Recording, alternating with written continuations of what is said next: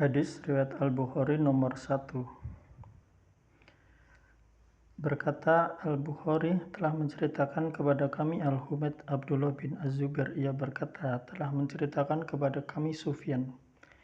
Ia berkata telah menceritakan kepada kami Yahya bin Sa'id Al-Ansori. Ia berkata telah mengabarkan kepada kami Muhammad bin Ibrahim At-Taimi bahwa ia pernah mendengar Alqamah bin Waqqas Al-Laitsi berkata, aku pernah mendengar Umar bin Al-Khattab di atas mimbar berkata, aku mendengar Rasulullah Muhammad SAW bersabda, semua perbuatan tergantung niatnya, dan balasan bagi tiap orang tergantung apa yang dia niatkan. Barang siapa yang niat hijrahnya karena dunia yang ingin digapainya atau karena seorang perempuan yang ingin dinikahinya, maka hijrahnya tertuju pada apa yang ia niatkan. Hadis riwayat Al-Bukhari nomor 2. Al-Bukhari berkata telah menceritakan kepada kami Abdullah bin Yusuf. Ia berkata telah mengabarkan kepada kami Malik dari Hisham bin Urwah dari bapaknya dari Aisyah Ummul Mukminin bahwa Al-Haris bin Hisham pernah bertanya kepada Rasulullah Muhammad SAW, wahai Rasulullah, bagaimana wahyu turun kepada engkau?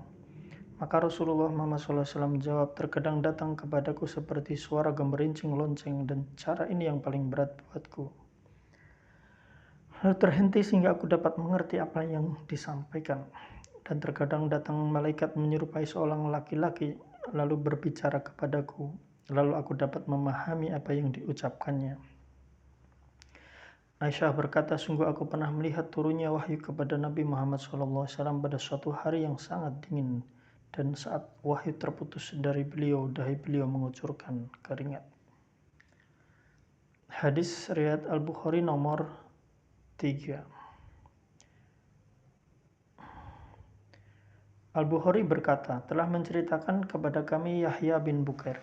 Ia berkata telah menceritakan kepada kami dari Al-Laits, dari Ukail, dari Ibnu Syihab, dari Urwah bin Az-Zubair, dari Aisyah, ibu kaum mukminin, bahwa ia berkata, permulaan wahyu datang kepada Rasulullah Muhammad SAW adalah mimpi yang nyata dalam tidur, dan tidaklah beliau bermimpi kecuali datang seperti cahaya subuh.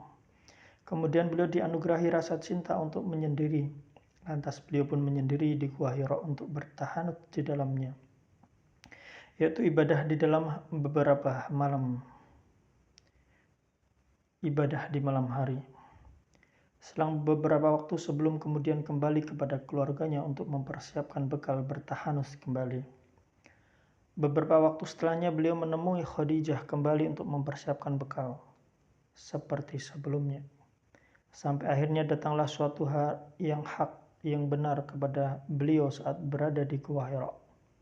Sesosok malaikat mendatanginya seraya berkata, bacalah. Beliau menjawab, aku tidak bisa membaca. Nabi Muhammad SAW menjelaskan, maka malaikat itu memegangku dan memelukku sangat kuat hingga aku tidak berdaya. Kemudian melepaskanku dan kembali berkata, bacalah. Maka beliau menjawab, aku tidak bisa membaca. Malaikat itu memegangku kembali dan memelukku untuk kedua kalinya dengan sangat kuat, hingga aku tidak berdaya, lalu melepaskanku dan kembali berkata, bacalah. Beliau menjawab, aku tidak bisa membaca. Kemudian malaikat itu memegangku kembali dan memelukku untuk ketiga kalinya dengan sangat kuat, hingga aku tidak berdaya, lalu melepaskanku seraya berkata, bacalah, dengan menyebut nama Tuhanmu yang menciptakan. Dia telah menciptakan manusia dari segumpal darah. Bacalah, dan Tuhanmu lah yang maha pemurah. Kemudian Nabi Muhammad SAW pulang menemui Khadijah binti Khuwailid dalam keadaan gelisah dan sangat ketakutan. Beliau berujar, selimuti aku, selimuti aku. Beliau pun diselimati hingga hilang ketakutannya. Lalu beliau menceritakan peristiwa itu kepada Khadijah. Ujar beliau, aku sangat mengkhawatirkan diriku. Maka Khadijah berkata, demi Allah, Allah tidak akan menghinakanmu selamanya, karena aku adalah orang yang menyambung silaturahim, orang yang jujur dalam bertutur kata, orang yang menolong yang lemah, memberi orang yang tidak mempunyai. Engkau juga memuliakan tamu dan membela kebenaran. Khadijah kemudian mengajak beliau untuk bertemu dengan Waraqah bin Nawfal bin Asad bin Abdul Uzza, putra paman Khadijah yang beragama Nasrani di masa jahiliyah.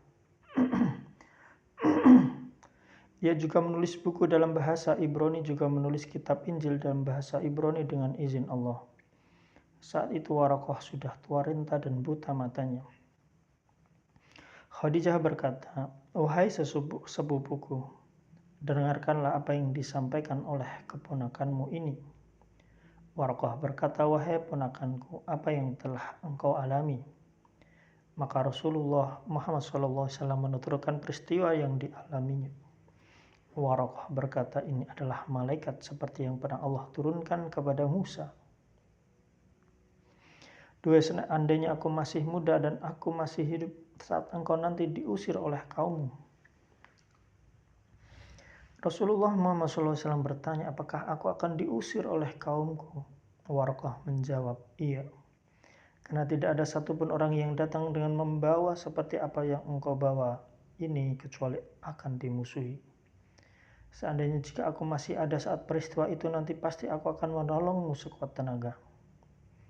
Tidak lama kemudian setelah peristiwa itu, Waraqah meninggal dunia, sementara wahyu terputus selang beberapa waktu. Ibnu Syihab berkata, telah mengabarkan kepadaku Abu Salamah bin Abdurrahman bahwa Jabir bin Abdillah al-Ansari bertutur mengenai kesenggangan turunnya wahyu, sebagaimana yang Rasulullah SAW ceritakan. "Ketika aku sedang berjalan, aku mendengar suara dari langit. Lalu aku memandang ke arahnya dan ternyata ada malaikat yang pernah datang kepadaku di Gua Hira. Sedang duduk di atas kursi antara langit dan bumi. Aku pun ketakutan dan pulang seraya bergumam, 'Selimuti aku, selimuti aku.'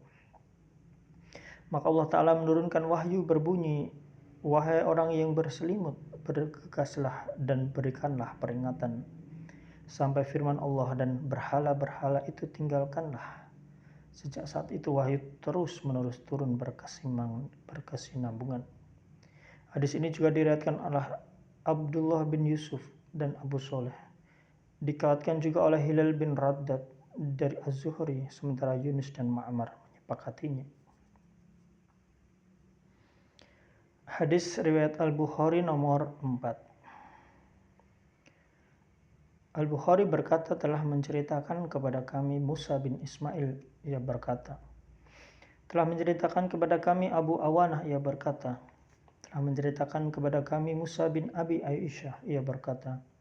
Telah menceritakan kepada kami Sa'id bin Jubair dari Ibnu Abbas terkait firman Allah, "Janganlah engkau menggerakkan lidahmu untuk membaca Al-Quran, karena hendak cepat-cepat menguasainya."